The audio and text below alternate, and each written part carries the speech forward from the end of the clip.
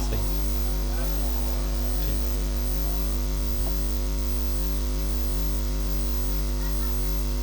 ٹھیک ہو. اپنے دلوں میں ولائے اہل بیت کو روشن کرتے ہوئے ایک مرتبہ مل کر بآواز بلند صلوات پڑھیں.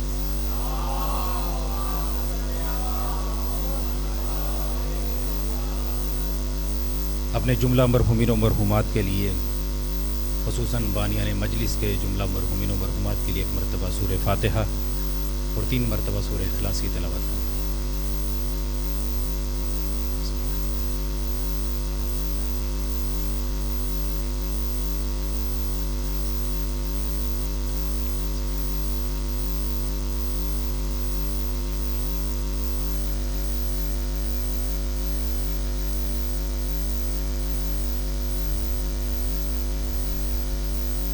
ایک مرتبہ مل کر دل جمی سے بآواز بلند صلوات پڑھیں.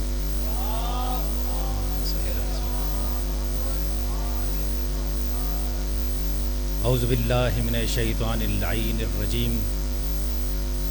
بسم اللہ الرحمن الرحیم. الحمد للہ رب العالمین. ثم الصلاۃ والسلام علی صاحب التاج والمعراج والبراق والعلم، دافع البلاء والوباء والقحط والمرض والعلم. اسمہ مکتوب مشفوع منقوش فی اللوح والقلم. جسمہ مقدس مطہر منور فی البیت والحرم. نبی الحرمین امام القبلتین وسیلتنا فی الدارین جد الحسن والحسین مولانا ابی القاسم محمد صلوات.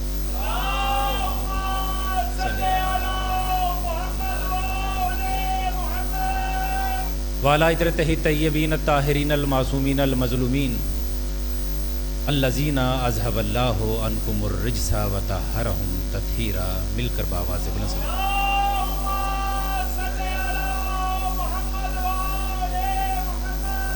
اما بعد، قال اللہ تبارک و تعالی فی کلامہ المجید و خطابہ الحمید و قولہ الحق. بسم اللہ الرحمن الرحیم. ولا رطب ولا یابس الا فی کتاب مبین. مل کر دل جمی سے بآواز بلند صلوات پڑھیں.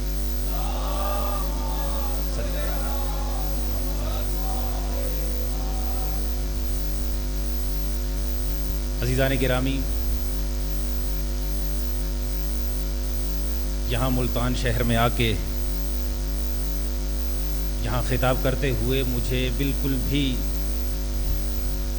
غیر ہونے کا احساس نہیں ہوتا، بلکہ ملتان شہر میں جب بھی آ کر خطاب کرتا ہوں تو مجھے ایک روحانی مسرت اور ذہنی سکون محسوس ہوتا ہے، جس کی شاید چند وجوہات میں سے ایک وجہ یہ بھی ہے کہ یہاں ملتان شہر میں امام بارگاہ شان حسین میں شبیہ گنبد امام حسین علیہ السلام موجود ہے. اور میں سمجھتا ہوں کہ قبلہ کاظمی صاحب، یہ آپ ملتان شہر والوں کے لیے ایک بہت بڑی نعمت ہے، جس پر آپ جتنا بھی فخر کریں کم ہے،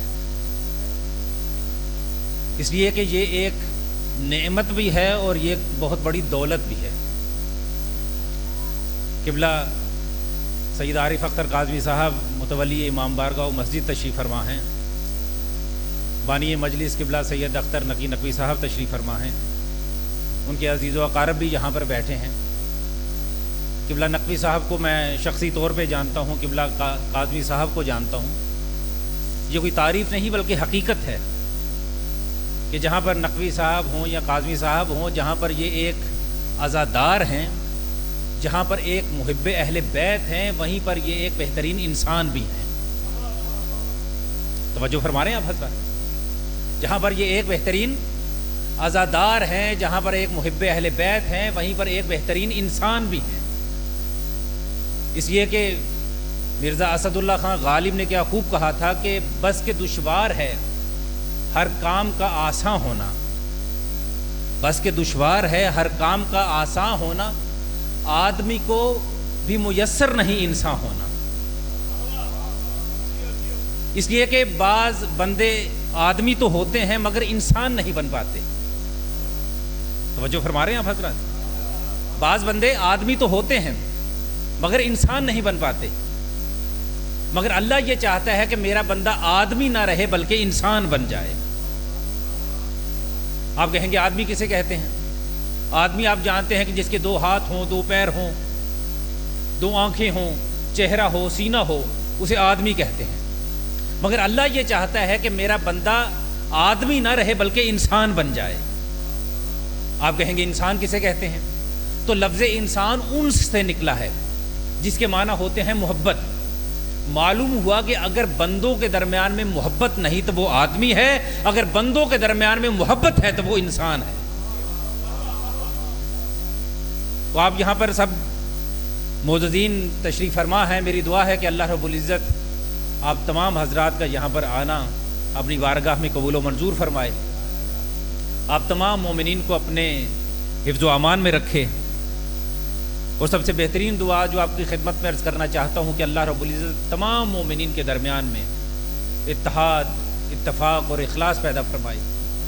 اور سب سے بڑی دعا کہ جس کے اندر سب کی سب دعائیں پوشیدہ ہیں کہ جتنے بھی گناہان کبیرہ ہیں، چاہے وہ جھوٹ ہو، چاہے وہ جھگڑا ہو، چاہے وہ حسد ہو، چاہے وہ تکبر ہو، کینہ ہو، بدگمانی ہو، دشمنی ہو، ان تمام گناہان کبیرہ سے اللہ رب العزت ہمیں محفوظ رکھے. میری دعا ہے کہ اللہ رب العزت بانیان مجلس اور متولی امام بارگاہ مسجد قبلہ سید عارف اختر کاظمی صاحب، قبلہ سید اختر نقی نقوی صاحب کی جملہ مرحومین و مرحومات کے اللہ رب العزت درجات بلند فرمائے، ان کے رزق میں اضافہ فرمائے، ان کی عزت و عظمت میں اضافہ فرمائے. اور سب سے بڑی دعا کہ ہمارے حجت، ہمارے رہبر، ہمارے مولا امام زمانہ کا جلد از جلد ظہور فرمائے. اپنی دعاؤں کی قبولیت کے لیے مل کر بآواز بلند صلوات پڑھیں.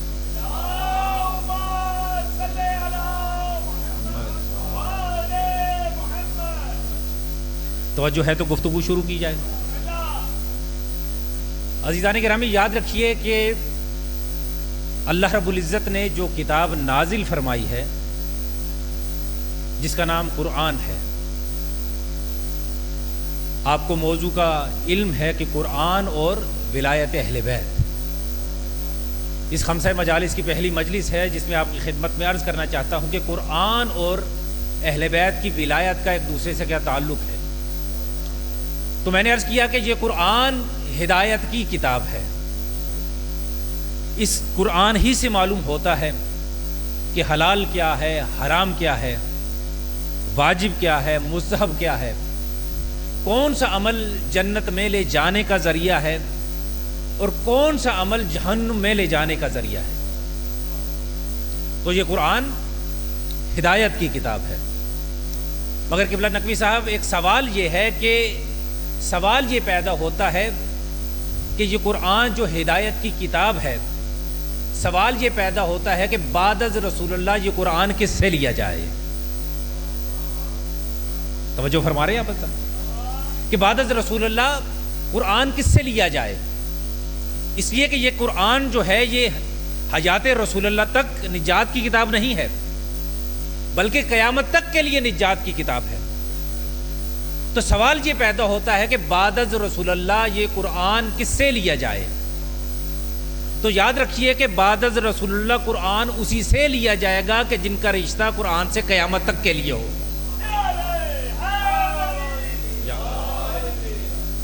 اس لیے کہ اللہ قرآن میں ارشاد فرماتا ہے کہ ثم اورثنا الکتاب الذین اصطفینا من عبادنا، کہ ہم نے قرآن کا وارث انہیں قرار دیا ہے کہ جنہیں ہم نے مصطفیٰ بنایا ہے. ہم نے قرآن کا وارث انہیں بنایا ہے کہ جن کو ہم نے چنا ہے. معلوم ہوا کہ قرآن کے وارث عام ہستیاں نہیں ہو سکتی. قرآن کے وارث صرف وہی ہو سکتی ہیں کہ جنہیں چنا گیا ہو. آپ کے یا میرے چنے ہوئے نہیں، بلکہ قرآن کے وارث وہ ہوں گے کہ جنہیں اللہ نے چنا ہوا ہوگا. اور عجیب معاملہ ہے کہ جو قرآن کا وارث ہے وہی رسول اللہ کا وارث ہے، جو رسول اللہ کا وارث ہے وہی قرآن کا وارث ہے. ایسا نہیں ہو سکتا کہ قرآن کا وارث کوئی اور ہو، رسول اللہ کا وارث کوئی اور ہو. نہیں، جو قرآن کا وارث ہے وہی وہی رسول اللہ کا وارث ہے. جو رسول اللہ کا وارث ہے وہی قرآن کا وارث ہے. میں گفتگو کو رک رک کر آپ کی خدمت میں عرض کر رہا ہوں تاکہ بات آپ کے اذہان عالی میں پہنچ جائے. میں نے کہا کہ جو قرآن کا وارث ہے وہی رسول اللہ کا وارث ہے. جو رسول اللہ کا وارث ہے وہی قرآن کا وارث ہے. مگر سوال یہ پیدا ہوتا ہے کہ بعد رسول اللہ یہ قرآن کس سے لیا جائے؟ تو میں کہوں گا کہ یہ مجھ سے پوچھنے کی ضرورت نہیں، یہ کسی مفسر سے، کسی مفکر سے، کسی محقق سے پوچھنے کی ضرورت نہیں. آپ قرآن پڑھتے چلے جائیے، قرآن کے ناموں کو پڑھتے چلے جائیے، قرآن کی صفات کو پڑھتے چلے جائیے، آپ کو خود بخود معلوم ہو جائے گا کہ قرآن کے وارث کون ہیں. آپ کہیں گے کہ صاحب آپ نے یہ بات کی لہٰذا خود ہی بتائیے کہ قرآن کے کیا نام ہیں، قرآن کی کیا صفات ہیں، اور کیسے معلوم ہوتا ہے کہ قرآن کے اگر نام یہ ہیں، قرآن کی اگر صفات یہ ہیں تو قرآن کے وارث بھی یہی صفات رکھتے ہوں گے. آپ جانتے ہیں کہ قرآن کی ایک صفت ہے کہ لا ریب فی. آپ جانتے ہیں یہ آیت ہر ایک نے پڑھی ہوئی ہے، سورہ بقرہ کی پہلی آیت، الف لام میم ذالک الکتاب لا ریب فی، کہ یہ قرآن وہ کتاب ہے کہ جو لا ریب فی ہے. معلوم ہوا کہ اس قرآن کی شان یہ ہے کہ یہ قرآن لا ریب فی ہے. معلوم ہوا کہ اگر قرآن کی یہ شان ہے کہ یہ قرآن لا ریب فی ہے تو جو وارث قرآن ہوں گے ان کی بھی یہ شان ہوگی کہ اگر یہ قرآن لا ریب فی ہے تو جو وارث قرآن ہوں گے وہ لا عیب فی ہوں گے. اگر یہ قرآن لا ریب فی ہے تو جو وارث قرآن ہوں گے وہ لا عیب فی ہوں گے. آپ جانتے ہیں کہ اس قرآن کی یہ صفت ہے کہ ھدی للمتقین، یہ متقین کے لیے ہدایت ہے. معلوم ہوا کہ اگر قرآن کی یہ صفت ہے کہ یہ قرآن ھدی للمتقین، متقین کے لیے ہدایت ہے، تو جو وارث قرآن ہوں گے ان کی یہ بھی صفت ہوگی کہ اگر یہ قرآن ھدی للمتقین ہے تو جو وارث قرآن ہوں گے وہ امام المتقین ہوں گے. آپ جانتے ہیں کہ اس قرآن کی یہ صفت ہے. اس قرآن کے بارے میں اللہ ارشاد فرماتا ہے کہ یہ قرآن اِنَّا نَحْنُ نَزَّلْنَا الذِّکْرَ وَإِنَّا لَهُ لَحَافِظُونَ، کہ ہم نے اس قرآن کو ذکر بنا کر نازل کیا ہے. معلوم ہوا کہ اس قرآن کی یہ صفت ہے کہ یہ قرآن ذکر ہے. اگر یہ قرآن ذکر ہے تو جو وارث قرآن ہوں گے ان کی بھی یہ شان ہوگی کہ اگر یہ قرآن ذکر ہے تو جو وارث قرآن ہوں گے وہ اہل ذکر ہوں گے. آپ جانتے ہیں کہ اس قرآن کی صفت ہے کہ اللہ ارشاد فرماتا ہے کہ فمن حاجک فیہ من بعد ما جاءک من العلم، کہ یہ قرآن علم ہے. معلوم ہوا کہ اگر یہ قرآن علم ہے تو جو وارث قرآن ہوں گے وہ جاہل نہیں ہوں گے، وہ بھی عالم ہوں گے. آپ جانتے ہیں کہ اس قرآن کی یہ صفت ہے. اس قرآن کے بارے میں اللہ ارشاد فرماتا ہے کہ وَلَقَدْ آتَيْنَاكَ سَبْعًا مِنَ الْمَثَانِي وَالْقُرْآنِ الْعَظِيمِ، کہ یہ قرآن عظیم ہے. معلوم ہوا کہ اگر یہ قرآن عظیم ہے تو جو وارث قرآن ہوں گے ان کی بھی یہ شان ہوں گی کہ اگر یہ قرآن عظیم ہے تو جو وارث قرآن ہوں گے وہ بھی عظیم ہوں گے اور ان کی قربانی ذبح عظیم ہوگی. اب جانتے ہیں کہ اس قرآن کی یہ صفت ہے کہ اس قرآن کے بارے میں اللہ ارشاد فرماتا ہے کہ انہ لقرآن الکریم، کہ یہ قرآن کریم ہے. معلوم ہوا کہ اگر یہ قرآن کریم ہے تو جو وارث قرآن ہوں گے وہ کرم اللہ وجہہ ہوں گے. اب جانتے ہیں کہ اس قرآن کی صفت ہے کہ لا یمسہ الا المطہرون، کہ یہ قرآن پاک و پاکیزہ ہے، اسے کوئی نجاست کی حالت میں نہیں چھو سکتا. لا یمسہ الا المطہرون، یہ پاک و پاکیزہ ہے، اسے کوئی نجاست کی حالت میں نہیں چھو سکتا.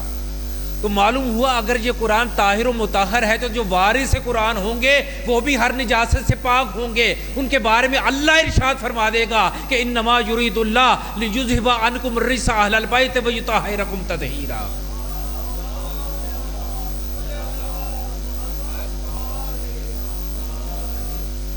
آپ جانتے ہیں کہ اس قرآن کی یہ صفت ہے کہ یہ قرآن ما ہوا شفا، کہ یہ قرآن شفا ہے. معلوم ہوا کہ اگر یہ قرآن شفا ہے تو جو وارث قرآن ہوں گے ان کا ذکر بھی شفا ہوگا، جہاں پر وہ دفن ہو جائیں گے ان کی قبر کی خاک کھا کے شفا ہو جائے گی۔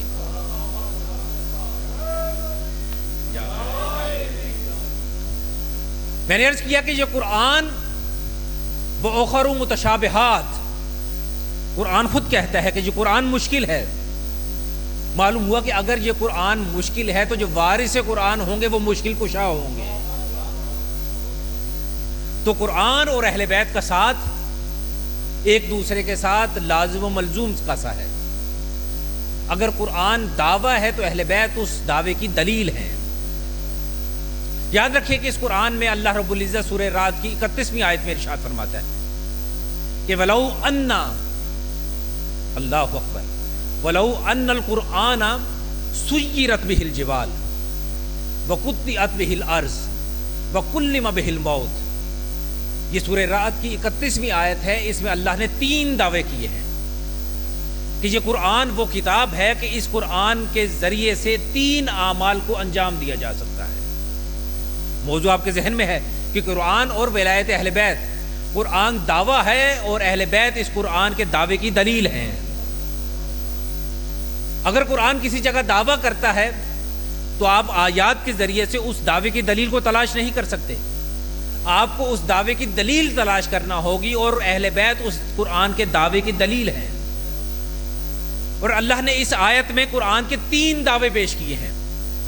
اب جب آپ دعوے سنیں گے تو آپ کے چہرے پر خود بخود رونق آ جائے گی، اور جب آپ دلیل سنیں گے تو آپ کی زبانیں نام علی لے کر خود بلند ہوں گی کہ قرآن نے اس میں 3 دعوے کیے ہیں کہ وَلَوْ أَنَّ الْقُرْآنَ سُيِّرَتْ بِهِ الْجِبَالُ۔ اللہ ارشاد فرماتا ہے کہ اس قرآن کے ذریعے سے 3 اعمال کو، 3 افعال کو انجام دیا جا سکتا ہے۔ کون سے اعمال ہیں؟ سُيِّرَتْ بِهِ الْجِبَالُ، کہ اس قرآن کے ذریعے سے قبلہ قاضوی صاحب کیا کام کیا جا سکتا ہے؟ اس قرآن کے ذریعے سے سُيِّرَتْ بِهِ الْجِبَالُ، پہاڑوں کو چلایا جا سکتا ہے۔ اس قرآن کے ذریعے سے پہاڑوں کو ہلایا جا سکتا ہے۔ پھر قرآن نے دوسرا کیا دعویٰ کیا ہے؟ او قطعت بہ الارض، اس قرآن کے ذریعے سے زمین کو سمیٹا جا سکتا ہے۔ پھر قرآن نے تیسرا کیا دعویٰ کیا ہے؟ سورہ رعد کی 31ویں آیت نے تیسرا یہ دعویٰ کیا ہے کہ او کلم بہ الموت، اس قرآن کے ذریعے سے مردوں سے کلام کیا جا سکتا ہے۔ اللہ اکبر۔ آپ مجھے بتائیے کہ آپ قرآن کی کسی آیت کو کسی پہاڑ پہ جا کے پڑھ دیجئے تو کیا وہ پہاڑ ہلنا شروع ہو جائے گا؟ نہیں۔ کیا قرآن کی کسی آیت کو آپ جا کے کسی پہاڑ پر پڑھ دیجئے وہ چلنا شروع ہو جائے گا؟ نہیں۔ آپ قرآن کی کسی آیت کو زمین پر پڑھ دیجئے، آپ ملتان میں بیٹھے ہیں تو آپ قرآن کی آیت پڑھیں تو آپ پلک جھپکتے ہی لاہور پہنچ جائیں، کیا ایسا ممکن ہے؟ اگر ایسا ممکن ہوتا تو قبلہ نقوی صاحب بھی آج لاہور سے آئے ہیں، میں بھی آیا ہوں، میں قرآن کی آیت پڑھتا، میں پلک جھپکتے ہی لاہور سے ملتان پہنچ جاتا۔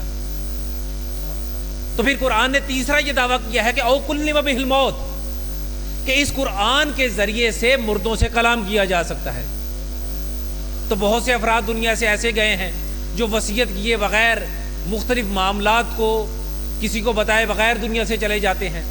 تو آپ میں سے بہت سے حضرات ایسا کام کرتے کہ قرآن کی آیت جا کے مردے کی قبر پہ پڑھتے، اسے زندہ کر کے اس سے مختلف معاملات کو پوچھ لیتے تاکہ خاندان میں مختلف معاملات میں مشکل پیش نہ آئے۔ تو قرآن نے یہ 3 دعوے پیش کیے ہیں۔ پہلا کیا دعویٰ کیا ہے کہ اس قرآن کے ذریعے سے سجرت بہ الجبال، اس قرآن کے ذریعے سے پہاڑوں کو چلایا جا سکتا ہے، پہاڑوں کو ہلایا جا سکتا ہے۔ تو قرآن کا پہلا دعویٰ کیا ہے؟ سجرت بہ الجبال۔ تو قرآن نے پہلا دعویٰ کیا ہے کہ اس قرآن کے ذریعے سے پہاڑوں کو چلایا جا سکتا ہے، پہاڑوں کو ہلایا جا سکتا ہے۔ اب قرآن کا یہ دعویٰ ہے، میں نے عرض کیا کہ ہر دعوے کی دلیل ہوتی ہے، اسی لیے رسول اللہ نے دنیا سے جاتے ہوئے ارشاد فرما دیا کہ انی تارکم فیکم الثقلین کتاب اللہ و عطرت اہل بیتی، کہ میں تم میں 2 گراں قدر چیزیں چھوڑے جا رہا ہوں، ایک دعویٰ ہے، دوسری دلیل ہے۔ ایک دعویٰ ہے جس کا نام قرآن ہے اور دوسری دلیل ہے جس کا نام اہل بیت ہے۔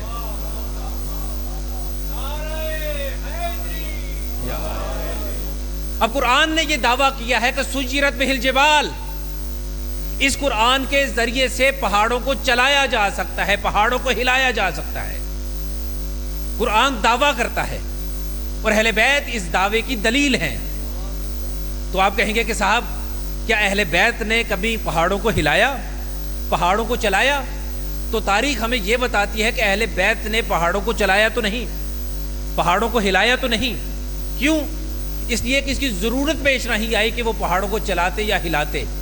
مگر تاریخ سے بتاتی ہے قبلہ قاظمی صاحب، قبلہ نقوی صاحب، کہ 24 ذی الحجہ سن 9 ہجری کو جب رسول اللہ امام حسین کو اپنی آغوش میں اٹھائے، امام حسن کی انگلی تھامے ہوئے، پیچھے جناب سیدہ اور ان کے پیچھے امیر المومنین کو لیے ہوئے جب رسول اللہ مباہلہ کے میدان میں پہنچے، تو عیسائیوں کی ہائی اتھارٹی نے یہ دیکھتے ہی کہہ دیا کہ خبردار ان سے مباہلہ نہ کرنا، اس لیے کہ یہ آنے والے وہ ہیں کہ اگر یہ پہاڑوں کو حکم دے دو تو اپنی جگہ سے ہل جائیں گے۔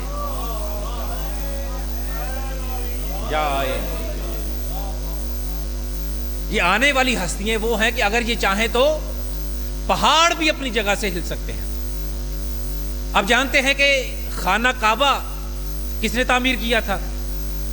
حضرت ابراہیم علیہ السلام نے۔ مجھے بتائیے کہ حضرت ابراہیم نے جو کعبہ تعمیر کیا تھا، کیا یہ گارے مٹی سے کیا تھا یا پہاڑوں کے پتھروں سے کیا تھا؟ بولیے گا۔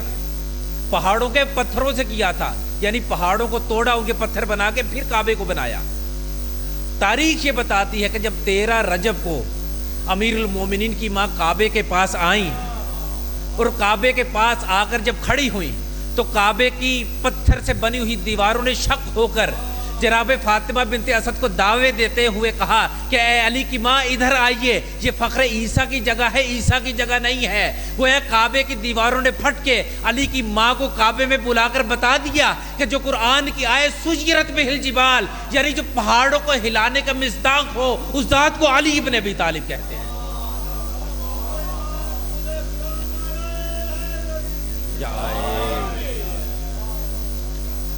تو میں نے عرض کیا کہ قرآن دعویٰ کرتا ہے اور ہر دعوے کی ایک دلیل ہوتی ہے۔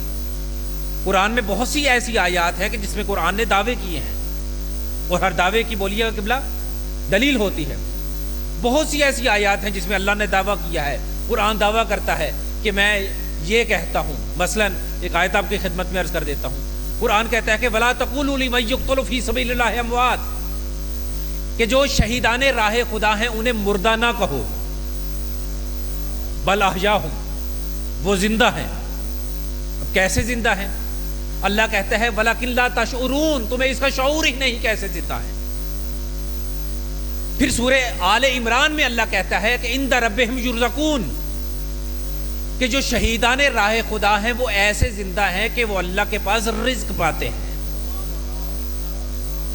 آپ مجھے قرآن کی کسی آیت سے یہ ثابت کر کے دکھائیے کہ شہید زندہ ہوتا ہے۔ یہ شہید کیسے زندہ ہوتا ہے؟ قرآن نے یہ تو بتا دیا کہ شہید زندہ ہوتا ہے، لیکن آپ قرآن کی آیات سے یہ نہیں ثابت کر کے بتا سکتے کہ شہید کیسے زندہ ہوتا ہے۔ لیکن وارث قرآن حسین ابن علی نے نوک نیزہ پر قرآن پڑھ کے بتایا کہ قرآن کہتا ہے کہ شہید زندہ ہوتا ہے، لیکن میں وارث قرآن حسین ابن علی نوک نیزہ پہ قرآن کو پڑھ کے بتا رہا ہوں کہ قرآن کہتا ہے شہید زندہ ہوتا ہے، میں نوک نیزہ پہ قرآن پڑھ کے بتا رہا ہوں کہ شہید ایسے زندہ ہوتا ہے۔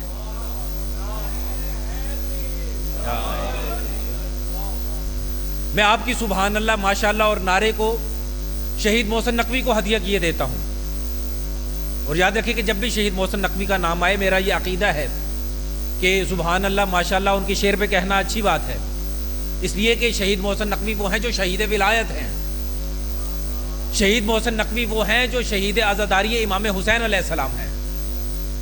انہوں نے کیا خوبصورت شعر کہا۔ میں نے عرض کیا کہ قرآن یہ دعویٰ کرتا ہے کہ شہید زندہ ہوتا ہے، اور امام حسین علیہ السلام نے نوک نیزہ پر قرآن کی تلاوت کر کے بتایا کہ شہید ایسے زندہ ہوتا ہے۔ تو شہید محسن نقوی کیا کہتے ہیں کہ شہید زندہ ہوتا ہے، کوئی ثبوت کیا دیتا؟ شہید زندہ ہوتا ہے، کوئی ثبوت کیا دیتا؟ اگلا مصرع قیامت کا ہے، کہا شہید زندہ ہوتا ہے، کوئی ثبوت کیا دیتا؟ سر حسین نے قرآن کی آبرو رکھ لی۔ اللہ مل کر صلوات پڑھیے بابا جی۔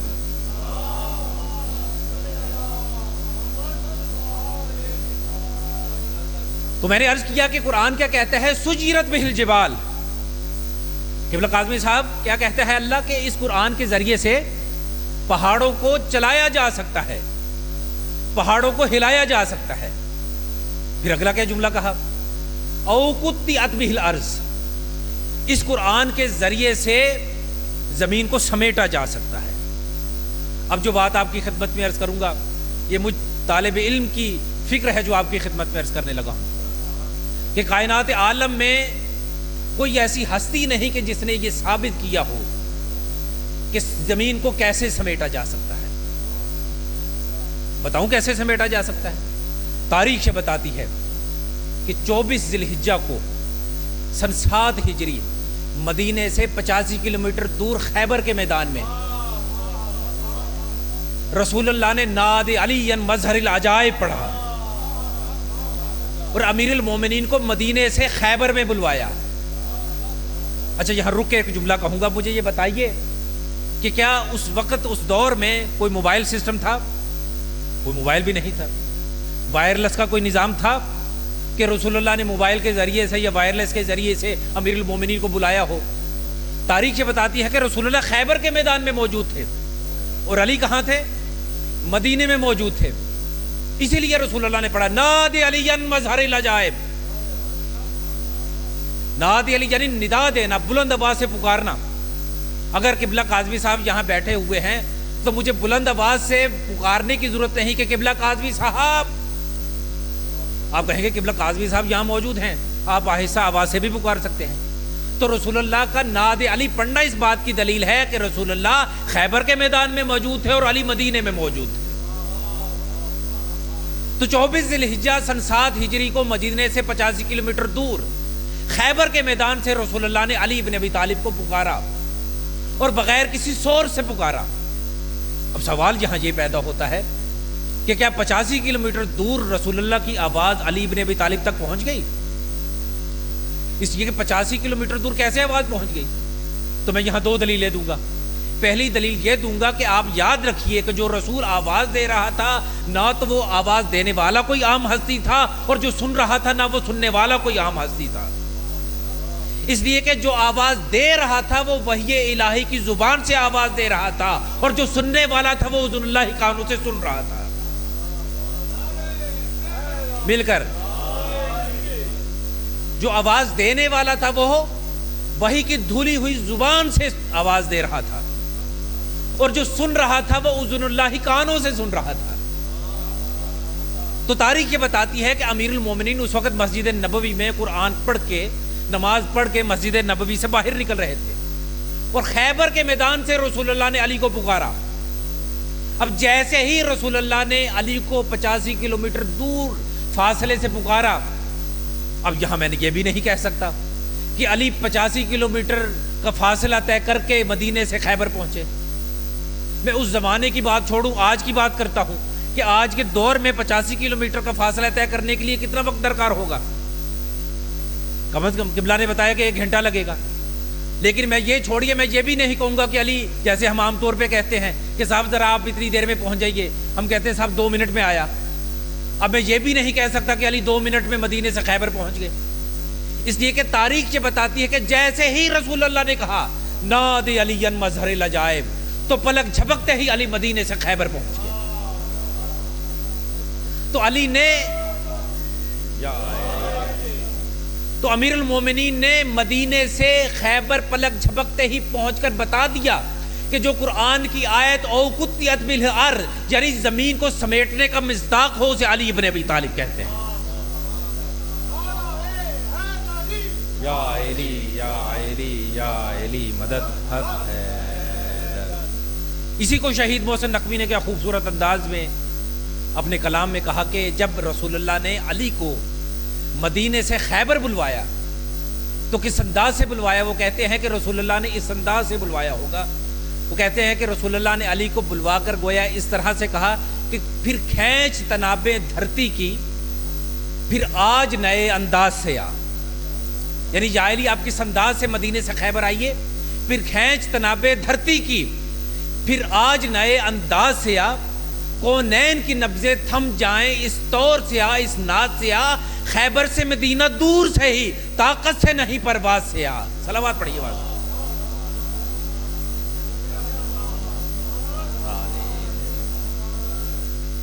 تو امیر المومنین نے پلک جھپکتے ہی مدینے سے خیبر پہنچ کر بتا دیا کہ جو قرآن کی آیت او قطعت بہ الارض، یعنی زمین کو سمیٹنے کا مصداق ہو، اسے علی ابن ابی طالب کہتے ہیں. آپ کے ذوق کو دیکھتا ہوا اسی آیت کو اور آگے بڑھا دوں کہ تاریخ بتاتی ہے کہ جب امیر المومنین کی خلافت کا دور تھا، تو آپ جانتے ہیں کہ امیر المومنین کی خلافت سے پہلے جو 3 خلافتیں تھیں، انہوں نے اپنا مرکز اور دارالخلافہ مدینے کو بنایا. لیکن امیر المومنین کی جب حکومت آئی تو امیر المومنین نے مدینے سے منتقل کر کے اسے کوفہ منتقل کر دیا. اب تاریخ یہ کہتی ہے کہ امیر المومنین نماز ادا کر کے مسجد کوفہ سے باہر نکلے. مولا کے ساتھ مولا کا ایک صحابی تھا. وہ مولا سے کہنے لگا کہ مولا کاش ایسا ہوتا کہ میرے گھر والے، میرے ماں باپ، میرے بیوی بچے مدینے میں ہیں. کاش ایسا ہوتا کہ میں پلک جھپکتے ہی مدینہ پہنچ جاتا، مدینے میں اپنے ماں باپ سے ملاقات کرتا، اپنے بچوں سے ملاقات کرتا، اپنی بیوی سے ملاقات کرتا، ان کا حال احوال پوچھتا. تو مولا مسکرا کر مولا نے ارشاد فرمایا کہ اچھا تم گھر والوں سے ملنا چاہتے ہو؟ کہا ہاں یا علی. مولا نے فرمایا اپنی آنکھوں کو بند کرو. اس نے اپنی آنکھوں کو بند کیا. جب اس نے اپنی آنکھوں کو بند کر دیا تو ایک لمحے کے بعد میرے مولا نے ارشاد فرمایا اپنی آنکھوں کو کھولو. اس نے ایک لمحے کے بعد اپنی آنکھوں کو کھولا تو عجیب منظر اس نے دیکھا کہ ایک لمحہ جب اس نے پہلے آنکھیں بند کی تھی تو وہ مسجد کوفہ کے باہر تھا، جیسے ہی آنکھیں بند کر کے کھولی تو وہ مسجد نبوی کے باہر تھا.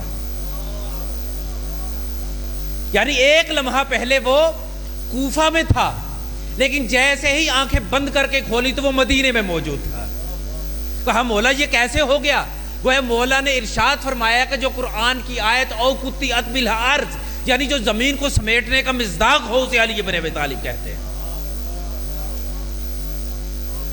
اسی طرح قرآن یہ کہتا ہے کہ او قطعت بہ الارض، اس قرآن کے ذریعے سے زمین کو سمیٹا جا سکتا ہے. تاریخ یہ بتاتی ہے کہ علی کا ایک چاہنے والا کہ جسے دنیا سلمان محمدی کہتی ہے، یہ مدائن کے گورنر تھے جو مولا کی جانب سے وہاں پر لگے ہوئے تھے. جب ان کی زندگی کا آخری عالم تھا تو تاریخ یہ کہتی ہے کہ جناب سلمان کا سر ان کے خادم جناب زازان کے زانو پر تھا. اور جناب سلمان نے اپنے خادم جناب زازان کو وصیت کی کہ زازان خبردار میرا غسل کفن دفن نہ کرنا. کہا کہ اے میرے آقا میرے سردار کیوں؟ کہا اس لیے کہ میرا غسل کفن دفن وہی کرے گا جس نے پیغمبر کا غسل کفن دفن کیا تھا.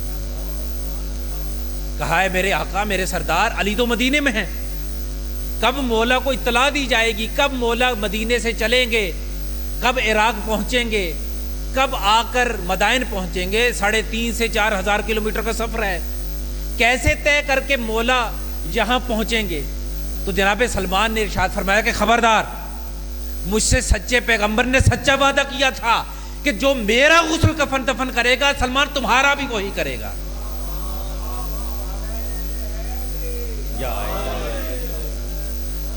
جو میرا غسل کفن دفن کرے گا وہی تمہارا غسل اور کفن اور دفن کرے گا.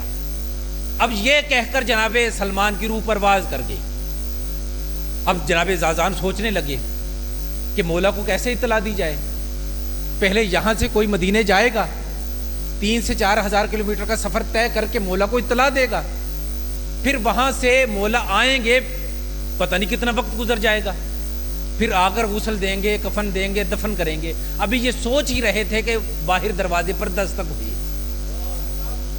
جناب زازان نے کہا کہ من انتا، دروازے پر کون ہے؟ تو باہر سے آواز آئی اے زازان کیا سوچ رہا ہے؟ میں تیرا مولا علی ابن ابی طالب ہوں.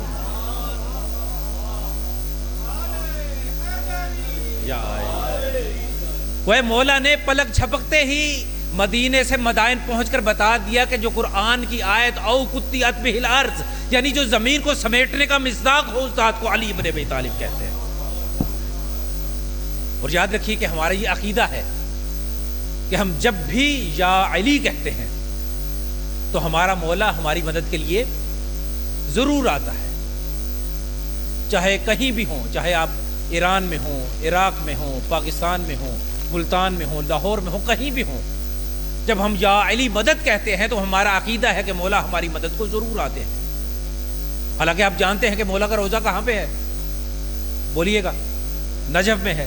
ملتان سے نجف کا فاصلہ تقریباً 3500 کلومیٹر ہے، لیکن ادھر ہم یا علی مدد کہتے ہیں، فوراً مولا کی مدد حاصل ہو جاتی ہے۔ اور یاد رکھیے کہ یہ بات تو صرف میں مولا کے لیے بیان کر رہا ہوں نا، تمام اہل بیت اس آیت کا مصداق ہیں۔ جہاں بھی مجلس عذاب برپا ہوتی ہے وہاں صرف مولا علی ہی نہیں آتے، بلکہ جناب سیدہ بھی تشریف لاتی ہیں۔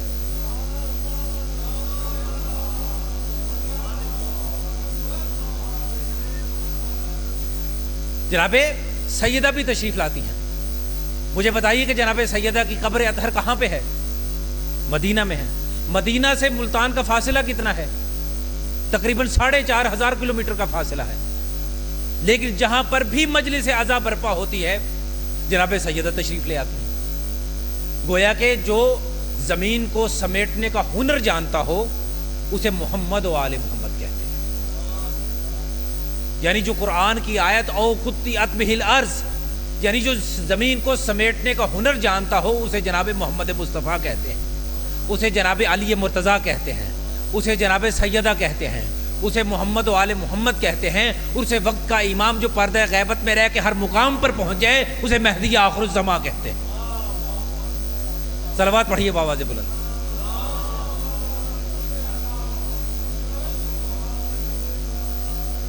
اس کے بعد قرآن کیا ارشاد فرماتا ہے؟ اللہ نے کیا ارشاد فرمایا کہ وَلَوْ أَنَّ الْقُرْآنَ سُجِّرَتْ بِهِ الْجِبَالِ، کہ اس قرآن کے ذریعے سے کیا کام کیا جا سکتا ہے؟ اس قرآن کے ذریعے سے سُجِّرَتْ بِهِ الْجِبَالِ، پہاڑوں کو چلایا جا سکتا ہے، پہاڑوں کو ہلایا جا سکتا ہے۔ پھر کیا فرمایا؟ او قطعت بہ الارض، اس قرآن کے ذریعے سے زمین کو سمیٹا جا سکتا ہے۔ پھر کیا فرمایا؟ او کلم بہ الموت، اس قرآن کے ذریعے سے مردوں سے کلام کیا جا سکتا ہے۔ اللہ اکبر۔ اور یاد رکھیے کہ یہ جو بات میں نے عرض کی کہ او کلم بہ الموت، کہ اس قرآن کے ذریعے سے مردوں سے کلام کیا جا سکتا ہے، یاد رکھیے کہ یہ تورات کی، زبور کی، انجیل کی آیت نہیں ہے کہ جسے کوئی یہ کہہ دے کہ صاحب یہ منسوخ کتابوں سے آپ نے بات کر دی اس لیے ہم اسے نہیں مانتے۔ یہ کوئی بخاری مسلم کی بات بھی نہیں ہے کہ جسے کوئی شیعہ کہتے کہ صاحب یہ اہل سنت کی کتاب ہے اس لیے میں اسے نہیں مانتا۔ یہ اہل تشیع کتاب الکافی کی بات بھی نہیں ہے، من لا یحضرہ الفقیہ کی بات بھی نہیں ہے، یہ استفسار کی بات بھی نہیں ہے، یہ تہذیب کی بات بھی نہیں ہے، یہ نہج البلاغہ سے بھی عرض نہیں کر رہا، یہ مفاتیح الجنان سے بات بھی نہیں کر رہا، یہ قرآن کی آیت سورہ رعد کی 31ویں آیت کی بات کر رہا کہ جسے کوئی رد نہیں کر سکتا۔ شیعہ کتاب نہیں کہ جسے کوئی اہل سنت کہتے کہ صاحب میں اسے نہیں مانتا، اہل سنت کتاب نہیں کہ جسے کوئی شیعہ کہتے کہ صاحب میں اسے نہیں مانتا، کوئی تاریخ کی کتاب نہیں کہ جسے کوئی کہتے کہ صاحب یہ تاریخ ہے اس لیے ہم اسے نہیں مانتے، کوئی حدیث کی بات نہیں ہے کہ جسے کوئی کہتے صاحب یہ ضعیف حدیث ہے اس لیے ہم اسے نہیں مانتے۔ یہ قرآن کی سورہ رعد کی 31ویں آیت ہے کہ میں نے عرض کیا کہ او کلم بہ الموت، کہ اس قرآن کے ذریعے سے مردوں سے کلام کیا جا سکتا ہے۔ آپ کہیں گے کیسے کلام کیا جا سکتا ہے؟ میں کہوں گا کہ قرآن دعویٰ کرتا ہے اور اس دعوے کی دلیل کا نام اہل بیت علیہم السلام ہے۔ تو قرآن نے کیا دعویٰ کیا؟ او کلم بہ الموت، اس قرآن کے ذریعے سے مردوں سے کلام کیا جا سکتا ہے۔ اب تاریخ سے بتاتی ہے کہ 11 ہجری کو رسول اللہ کی رحلت کے بعد 12 ہجری کو 3 عالم مدینے میں آئے۔ اب آپ جانتے ہیں کہ اس دور میں 1400 سال پہلے کوئی موبائل فون تو نہیں تھے، کوئی وائرلیس تو نہیں تھی، کوئی انٹرنیٹ کا نظام تو نہیں تھا کہ آپ کہ ہاں اگر ایک حادثہ پیش آ جائے تو پوری دنیا میں فوری طور پر خبر منتقل ہو جاتی ہے۔ یہ 1400 سال پہلے کی بات ہے۔ تو 3 عالم مدینے میں آئے، آگے انہوں نے کہنا شروع کر دیا کہ ہم مسلمانوں کے رسول محمد مصطفیٰ سے ملاقات کرنا چاہتے ہیں۔ مدینے والوں نے بتایا کہ صاحب رسول اللہ کی تو رحلت ہو گئی ہے، رسول اللہ تو انتقال کر گئے ہیں۔ تو انہوں نے کہا کہ ہمیں بہت افسوس ہے کہ آپ کے رسول دنیا سے چلے گئے، لیکن بات یہ ہے کہ جو بھی رسول دنیا سے جاتا ہے وہ اپنے بعد اللہ کا ولی اور اپنا وصی ضرور چھوڑ کے جاتا ہے، اور وہ امت میں سب سے بڑا عالم ہوتا ہے۔ لہٰذا اگر تمہارے رسول کی رحلت ہو گئی ہے تو تمہارے رسول کا وصی تو ہوگا، لہٰذا ہماری ان سے ملاقات کروا دو، ہم ان سے کچھ سوالات کرنا چاہتے ہیں۔ اب جیسے ہی جناب سلمان فارسی نے یہ جملہ سنا تو انہوں نے ان کا ہاتھ تھاما اور بارگاہ امیر المومنین میں لے آئے۔ تو انہوں نے عجیب منظر دیکھا کہ امیر المومنین باغ میں ہاتھ میں بیلچا لیے ہوئے باغ کی مٹی کو اوپر سے نیچے اور نیچے سے اوپر کر رہے ہیں۔ انہوں نے امیر المومنین کا چہرہ دیکھا تو عجیب جاہو جلالت دیکھی کہ امیر المومنین کی پیشانی پر محنت کے پسینے ہیں۔ جناب سلمان نے کہا جانتے ہو یہ کون ہیں؟ تو ان تین علماء نے جانتے ہیں کیا کہا؟ کہا ہمیں بتانے کی ضرورت نہیں یہ کون ہے، اس لیے کہ ان کے چہرے کا جلال اور خوبصورتی بتا رہی ہے کہ یہ اللہ کے ولی اور رسول اللہ کے وصی۔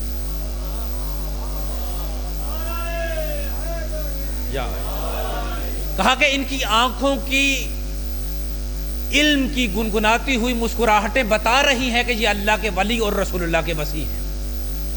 امیر المومنین کی بارگاہ میں حاضر ہوئے، کہنے لگے کہ ہم تین عالم ہیں، ہم میں سے ایک عالم وہ ہے جو موسوی عالم ہے، ایک عالم وہ ہے جو داؤدی عالم ہے، اور جو تیسرا عالم ہے وہ عیسوی عالم ہے۔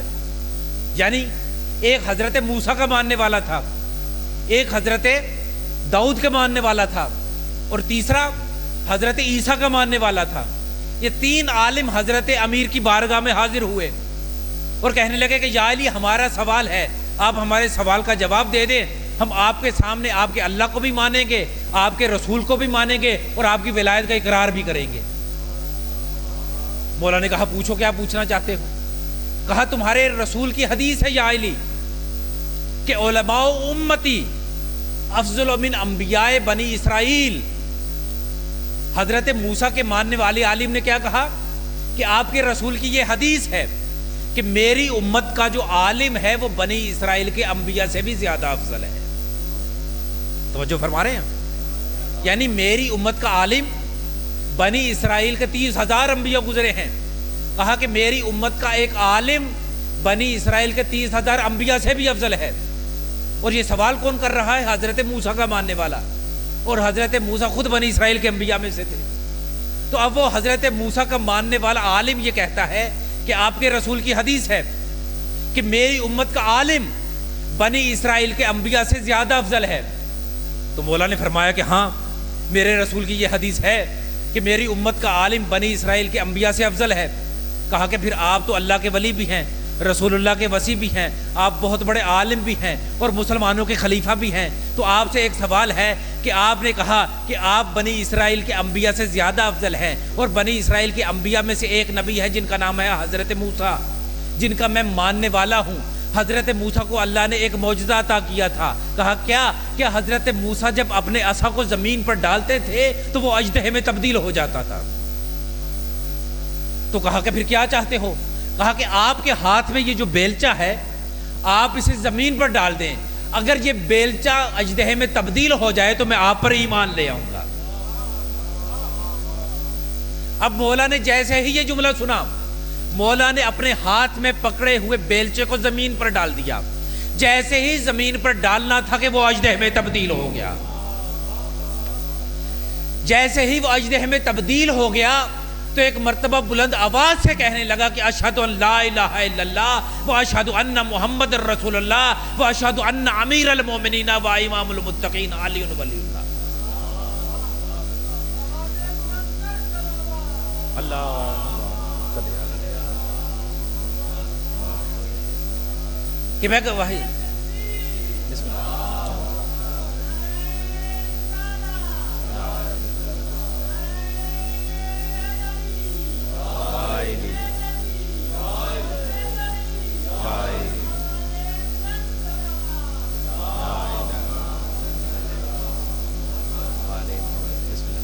زندہ و سلامت رہیے آپ کا۔ اسی جذبہ ولایت کو اپنے دلوں میں محفوظ رکھیے۔ کیوں؟ اس لیے کہ یہ ولایت اہل بیت ہے جو تمام اعمال کی قبولیت کی ضمانت ہے۔ مومن کی یہ نشانی ہوتی ہے کہ جب اہل بیت کی ولایت کا ذکر ہو تو اس کا چہرہ کھل اٹھتا ہے، تو میں نے عرض کیا کہ مولا نے کیا فرمایا کہ او کلم بہل موت، اس قرآن کے ذریعے سے مردوں سے کلام کیا جا سکتا ہے۔ تو 3 عالم مولا کے سامنے آئے۔ پہلے نے کیا کہا؟ میں موسیٰ کے ماننے والا ہوں۔ اس نے کہا کہ اگر یہ بیلچہ اژدہے میں تبدیل ہو جائے تو میں آپ کی ولایت کا اقرار کر لوں گا۔ جب اس نے دیکھا کہ اژدہے میں تبدیل ہو گیا بیلچہ تو اس نے مولا کی ولایت کا اقرار کر دیا۔ اس کے بعد دوسرا عالم آگے بڑھا، وہ حضرت داؤد کا ماننے والا۔ وہ کہنے لگا کہ مولا میرے جو نبی کو اللہ نے معجزہ عطا فرمایا تھا وہ کیا تھا؟ بولیے گا۔ لوہے کو نرم کر دیتے تھے۔ کہا حضرت داؤد کے پاس اللہ نے جو معجزہ عطا کیا تھا وہ یہ تھا کہ وہ لوہے کو ہاتھ لگاتے تھے تو وہ نرم ہو جاتا تھا۔ سورہ سبا میں اللہ ارشاد فرماتا ہے کہ اعلنا لہ الحدید، کہ حضرت داؤد جب لوہے کو ہاتھ لگاتے تو وہ موم کی طرح نرم ہو جاتا۔ تو کہا یا علی آپ اللہ کے ولی رسول اللہ کے وصی ہیں، آپ کے ہاتھ میں یہ جو بیلچہ ہے اس کے اوپر لوہا لگا ہوا ہے، اگر آپ اس لوہے کو ہاتھ لگائیں اور یہ نرم موم کی طرح تبدیل ہو جائے تو میں مان لوں گا کہ اللہ ایک ہے، محمد اللہ کے رسول ہیں اور آپ اللہ کے ولی اور رسول اللہ کے وصی ہیں۔ اب مولا نے ارشاد فرمایا کہ تم یہ دیکھنا چاہتے ہو کہ کیسے یہ لوہے نرم موم میں تبدیل ہوتا ہے، تو یہ کام میرے کرنے کی ضرورت نہیں، اس لوہے کو تم اپنے ہاتھ سے مس کرو، اس لوہے کو تم ہاتھ لگاؤ، جب تم اسے ہاتھ لگاؤ گے میں اس لوہے کو حکم دوں گا یہ نرم موم کی طرح تبدیل ہو جائے گا۔ اب جیسے ہی اس نے بیلچے کو اپنے ہاتھ میں لیا اور بیلچے کے لوہے کو اس نے تھاما تو وہ نرم موم کی طرح تبدیل ہو گیا۔ جیسے ہی وہ نرم موم کی طرح تبدیل ہو گیا تو ایک مرتبہ بلند آواز سے کہنے لگا کہ میں گواہی دیتا ہوں کہ اللہ ایک ہے، محمد اللہ کے آخری رسول ہیں اور آپ اللہ کے ولی اور رسول اللہ کے وصی ہیں۔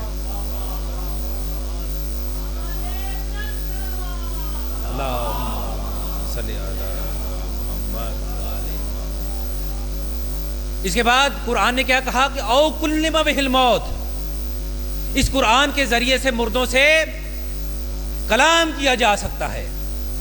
آپ جانتے ہیں کہ حضرت عیسیٰ علیہ السلام مردوں سے کلام کیا کرتے تھے، مردوں کو زندہ کیا کرتے تھے، لیکن یاد رکھیے جو بات عرض کرنا چاہتا ہوں وہ یہ ہے تاکہ غلط فہمی بھی دور ہو جائے۔ حضرت عیسیٰ مردوں سے کلام نہیں کرتے تھے بلکہ مردوں کو زندہ کیا کرتے تھے۔ جو مردوں سے کلام بھی کرے اور مردوں کو زندہ بھی کرے اسے وارث قرآن اہل بیت علیہ السلام کہتے ہیں۔ حضرت عیسیٰ مردوں کو زندہ کیا کرتے تھے، ان سے کلام نہیں کرتے تھے۔ حضرت عیسیٰ روح اللہ ہیں، حضرت موسیٰ کلیم اللہ ہیں۔ حضرت موسیٰ خدا سے کلام کیا کرتے تھے، وہ بھی مردوں سے کلام نہیں کرتے تھے۔ حضرت عیسیٰ مردوں کو زندہ کیا کرتے تھے، مردوں سے کلام نہیں کرتے تھے، مگر اہل بیت علیہ السلام وہ ہیں جو مردوں کو زندہ بھی کرتے تھے اور او کلم بہل موت کا مصداق ہو کر مردوں سے کلام بھی کیا کرتے تھے۔ اب حضرت عیسیٰ کا ماننے والا اٹھا، اس نے کہا کہ میں حضرت عیسیٰ کا ماننے والا ہوں اور آپ آخری نبی حضرت محمد کے ولی ہیں، ان کے وصی ہیں۔ تو حضرت عیسیٰ کو جو اللہ نے معجزہ عطا فرمایا تھا وہ کیا تھا؟ وہ مردوں کو زندہ کیا کرتے تھے۔ میں یہ چاہتا ہوں کہ آپ بھی مردوں کو زندہ کر کے دکھائیے۔ اس نے یہ نہیں کہا کہ مردوں سے کلام کر کے دکھائیے، اس کا یہ بات کہنا کہ مردوں کو زندہ کریے اس بات کی دلیل ہے کہ حضرت عیسیٰ صرف مردوں کو زندہ کیا کرتے تھے۔ اس نے جب کہا کہ آپ اگر اللہ کے ولی ہیں، رسول اللہ کے وصی ہیں تو مردوں کو زندہ کریجئے۔ امیر المومنین نے ارشاد فرمایا کہ اس کے لیے تمہیں میرے ساتھ قبرستان جانا پڑے گا۔ اب تاریخ یہ کہتی ہے کہ امیر المومنین قبرستان گئے، جیسے ہی قبرستان پہنچے تو ایک قبر کے پاس کھڑے ہو کر میرے مولا نے ایک قبر کو ٹھوکر ماری۔ جیسے ہی ٹھوکر ماری تاریخ یہ کہتی ہے کہ ایک مردہ قبر میں سے اٹھا، اپنے کفن کو جھاڑتا ہوا کہنے لگا السلام علیکہ یا امیر المومنین، کہ اے اللہ کے ولی آپ پر میرا سلام ہے، اور کہنے لگا کہ اے اللہ کے ولی اور رسول اللہ کے وصی میں تو صدیوں سے انتظار کر رہا تھا کہ کب آپ آئیں گے، کب مجھے آ کر زندہ کریں گے اور کب میں آپ کی ولایت کا اقرار کروں گا۔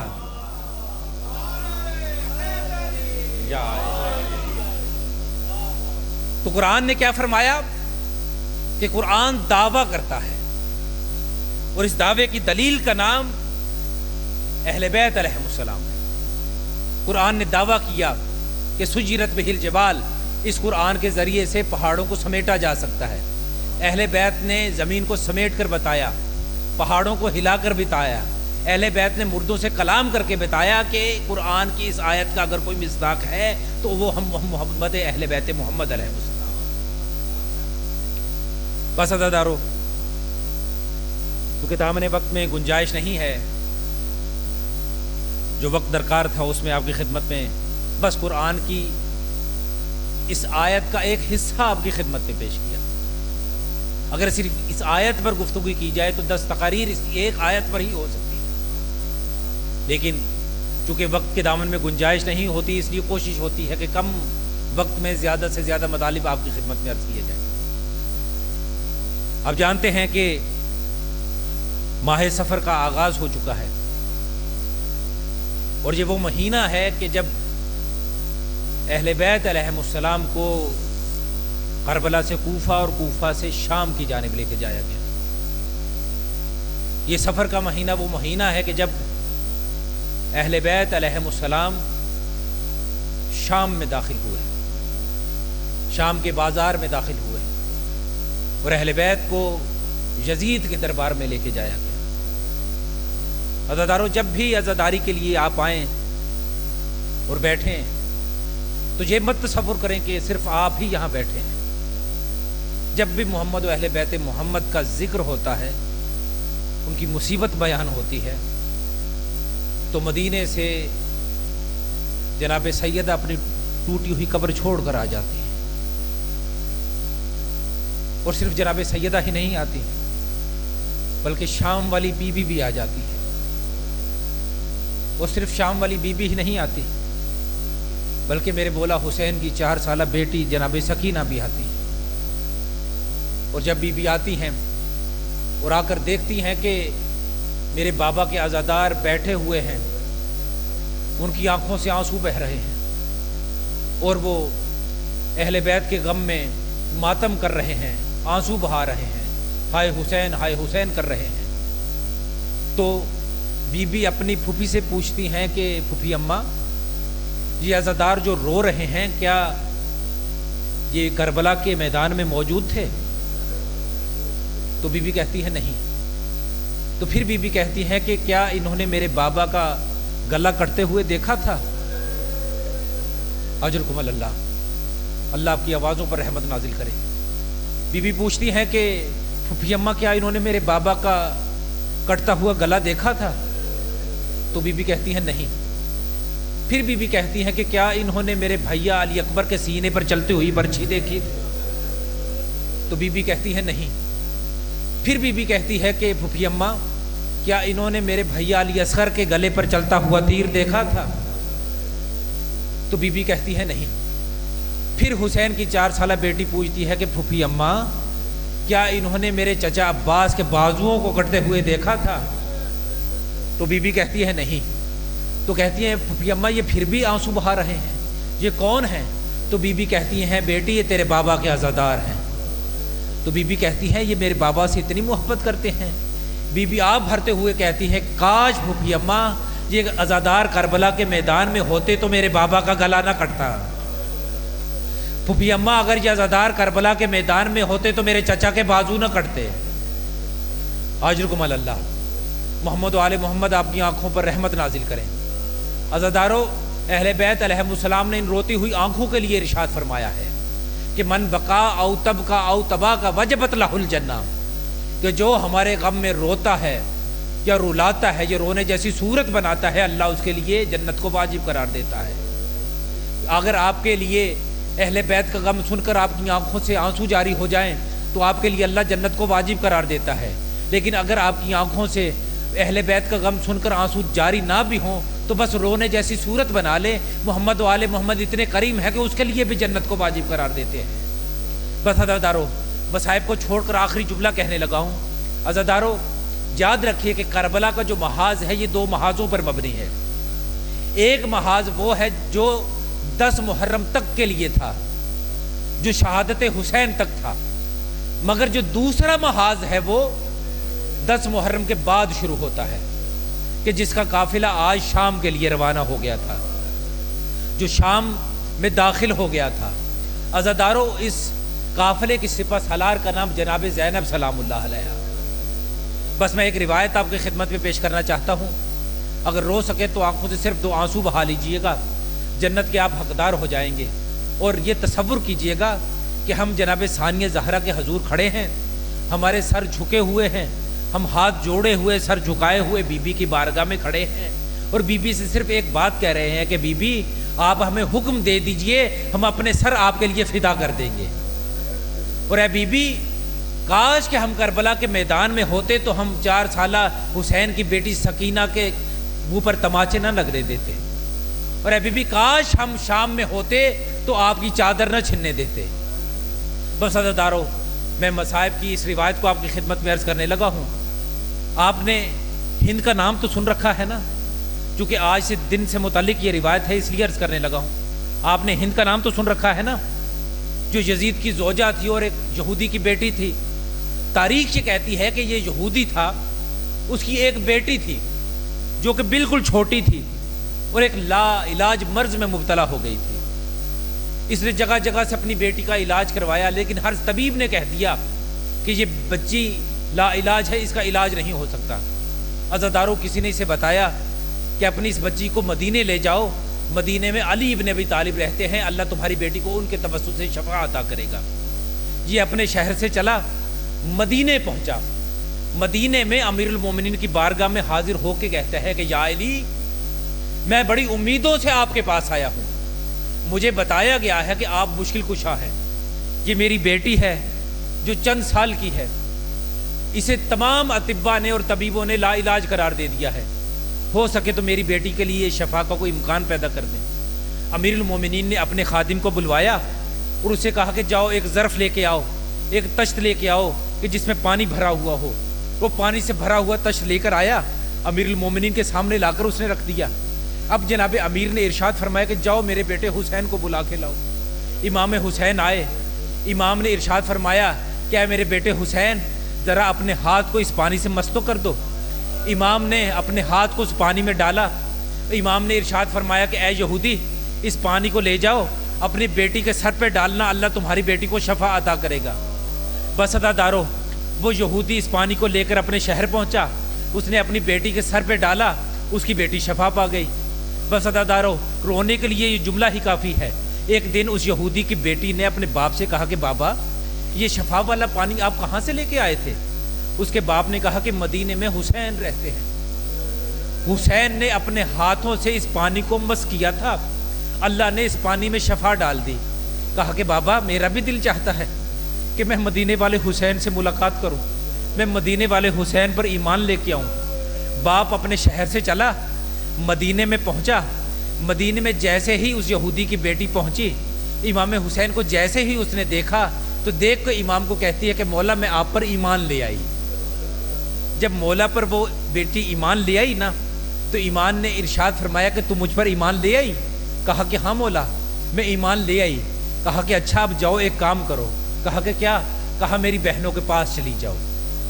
اب اس یہودی کی بیٹی امام کی بہنوں کے پاس چلی گئی۔ بی بی زینب و کلثوم کے پاس جا کے کہتی ہے کہ بی بی، میں آپ کے بھیا حسین پر ایمان لے کے آئی ہوں، میں چاہتی ہوں کہ آپ مجھے کچھ تعلیمات دیں، کچھ دین کی تعلیم دیں۔ تو بی بی نے صرف ایک تعلیم دی۔ بی بی نے کہا کہ تم ہم سے کچھ سیکھنا چاہتی ہو؟ کہا کہ ہاں بی بی، میں سیکھنا چاہتی ہوں۔ کہا کہ مجھے کچھ سکھائیے۔ کہا کہ بس ایک چیز سیکھ لے۔ کہا کہ کیا؟ کہا کہ ایک چیز سکھاتے ہیں، وہ یہ ہے کہ بس چادر لینا سیکھ لے، تیرے سر سے چادر نہ اترنے پائے۔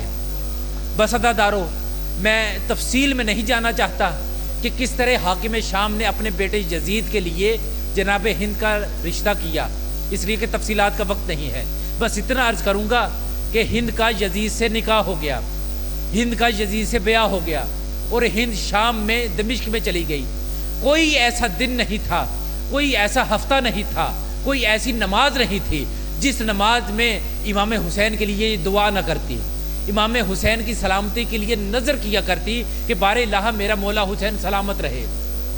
لیکن عزادارو تاریخ یہ بتاتی ہے کہ 61 ہجری کو جب کربلا کا واقعہ ہو چکا نا عزادارو، تو ہند کو کسی نے دمشق میں اطلاع دی کہ آج ہی یکم سفر کو شام میں کچھ باغیوں کا قافلہ آیا ہے۔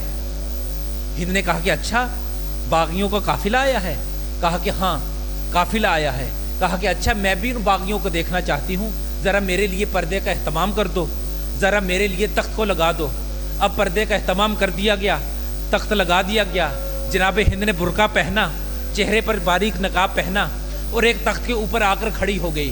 عزادارو جیسے ہی یہ تخت کے اوپر آ کر کھڑی ہوئی نا، تو دور سے جب بیبیوں کا قافلہ آ رہا تھا تو دور سے بی بی زینب نے ایک بیوی کو دیکھا کہ جو کہ تخت کے اوپر کھڑی تھی، جس نے برقع پہنا ہوا تھا، جس نے باریک نقاب پہنا ہوا تھا۔ ایک مرتبہ بی بی زینب نے اپنے ساتھ کھڑی ہوئی اپنی بہن ام کلثوم سے کہا کہ اے ام کلثوم، دیکھ رہی ہو کہ وہ سامنے تخت پر کون بیوی کھڑی ہے؟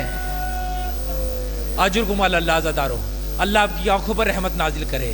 ایک مرتبہ بی بی زینب نے بی بی ام کلثوم سے کہا کہ بہن ام کلثوم، کیا دیکھ رہی ہو کہ وہ تخت کے اوپر پردے کے پیچھے کون بی کھڑی ہے، جس نے چادر بھی لی ہوئی ہے، جس نے باریک کپڑے سے نقاب بھی کیا ہوا ہے؟ عزادارو بس رونے کے لیے یہ جملہ ہی کافی ہے۔ بی بی ام کلثوم نے کہا کہ بہن، جب سے عباس کی شہادت ہو گئی ہے تب سے میری دور کی بینائی کمزور ہو گئی ہے، مجھے دور کی چیزیں نظر نہیں آتی، مجھے دور کی بینائی کمزور ہو گئی ہے۔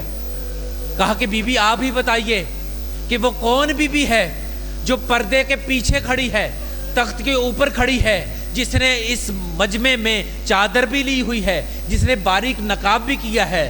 بی بی زینب نے کہا بہن ام کلثوم، سن سکتی ہو تو سنو، ذرا صبر کا دامن تھام کر سنو، یہ وہی ہند ہے کہ جسے ہم نے چادر لینا سکھائی تھی، یہ وہی ہند ہے کہ جسے ہم نے پردہ کرنا سکھایا تھا، یہ وہی ہند ہے کہ جسے ہم نے نقاب کرنا سکھایا تھا۔ بس عزادارو رونے میں بخل نہ کیجیے گا، بس میری طرف دیکھیے گا۔ اس روایت کو ہمارے بڑے بڑے علماء نے اپنی کتابوں میں نقل کیا ہے۔ سوگنامہ آل محمد میں بھی یہ روایت موجود ہے، ریاض القدس میں بھی یہ روایت موجود ہے، اور بھی دوسرے مفسرین نے اور مقاتل نے اس روایت کو لکھا ہے۔ بس عزادارو سب بیبییں آ رہی تھیں، اور جیسے ہی سب بیبییں اس تخت کے پاس سے گزری تو سب بیبیوں نے اپنے سر جھکائے ہوئے تھے۔ ہر بیبی یہ چاہتی تھی کہ ہند ہمیں کہیں پہچان نہ لے، یہ نہ دیکھ لے کہ یہ حسین کی بہنیں ہیں۔ بس عزادارو تاریخ یہ کہتی ہے کہ ہند پردے کے پیچھے کھڑی تھی، اس نے نقاب بھی کیا ہوا تھا، اس نے چادر بھی لی ہوئی تھی، وہ تخت کے اوپر بھی کھڑی تھی۔ جیسے ہی بی بی زینب اس کے پاس سے گزری ہے نا عزادارو، ایک مرتبہ اس نے بی بی زینب سے مخاطب ہو کر کہا کہ اے بی بی آپ کہاں کی رہنے والی ہیں؟ اے بی بی آپ کہاں کی رہنے والی ہیں؟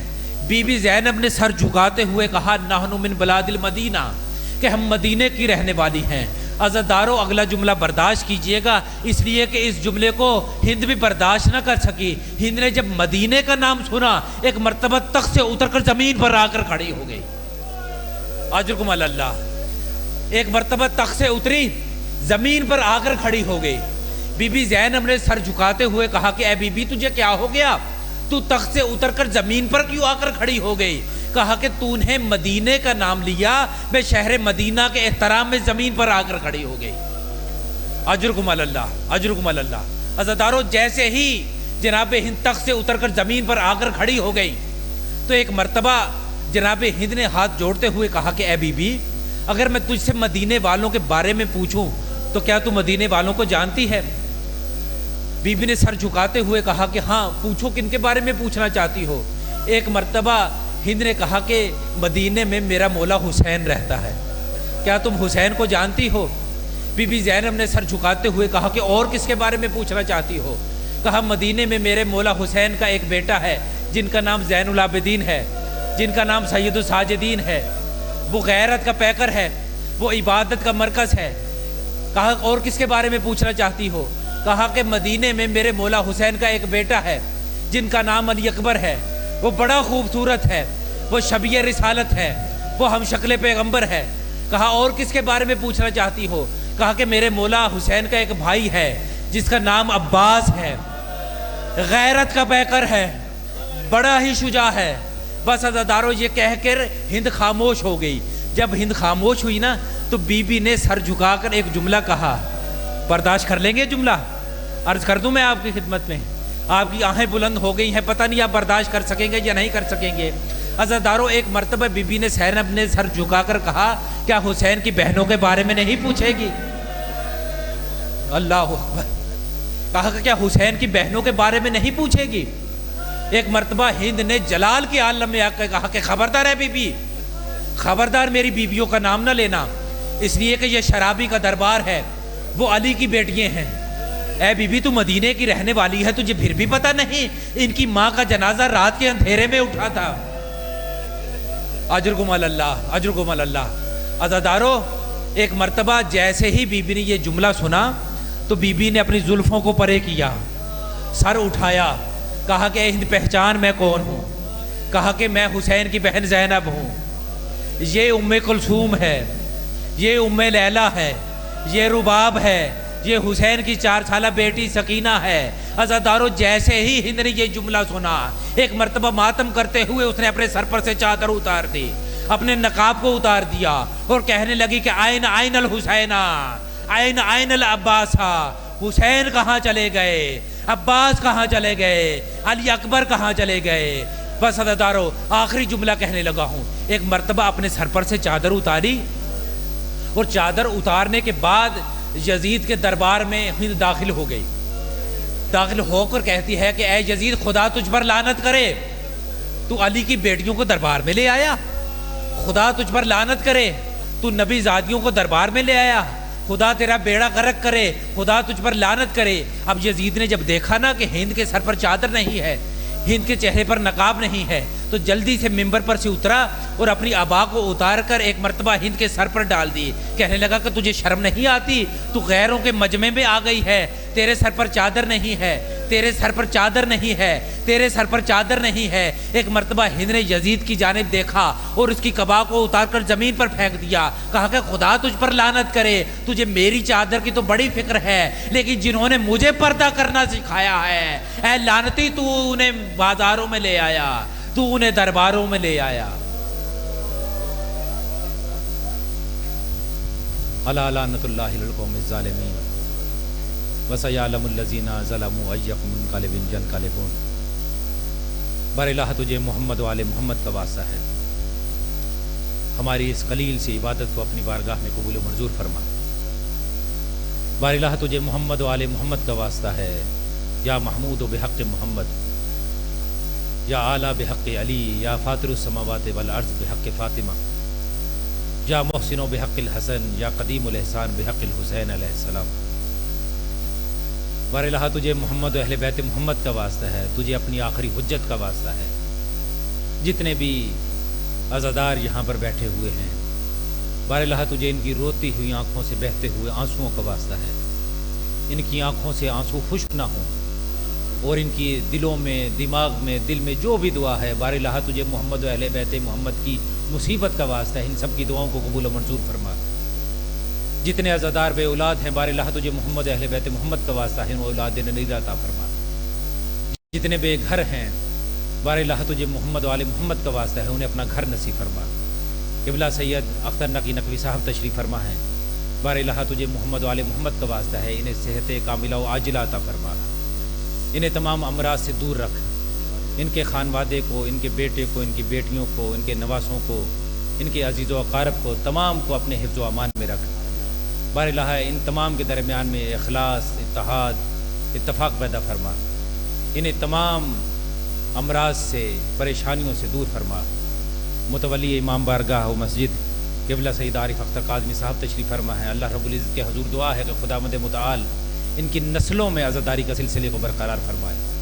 بار الہ، تجھے محمد و آل محمد کا واسطہ ہے، قبلہ کاظمی صاحب کو صحت و سلامتی عطا فرما، انہیں عمر خضر عطا فرما، تاکہ اسی طرح سے محمد و آل محمد کے حضور یہ خدمت انجام دیتے رہے۔ بار الہ، تجھے محمد و آل محمد کا واسطہ ہے، اس امام بارگاہ کی وسعت میں مزید وسعت عطا فرما۔ بار الہ، تجھے محمد و آل محمد کا واسطہ ہے، اشرار سے، شیاطین سے اور حاسدوں سے اس امام بارگاہ کو محفوظ فرما۔ بار الہ، تجھے محمد و اہل بیت محمد کا واسطہ ہے، جتنے بھی مومنین یہاں تشریف فرما ہے، تمام کو دنیاوی اور اخروی کامیابی و کامرانی نصیب فرما۔ اور آخری دعا کہ جس کے اندر سب دعائیں پوشیدہ ہیں، بار الہ، ہمارے حقیقی مولا، ہمارے حقیقی رہبر، ہمارے حقیقی ولی، ہمارے حقیقی قائم آل بیت محمد امام زمانہ کا جلد از جلد ظہور فرما. اپنی دعاؤں کی قبولیت کے لیے مل کر باواز صلوات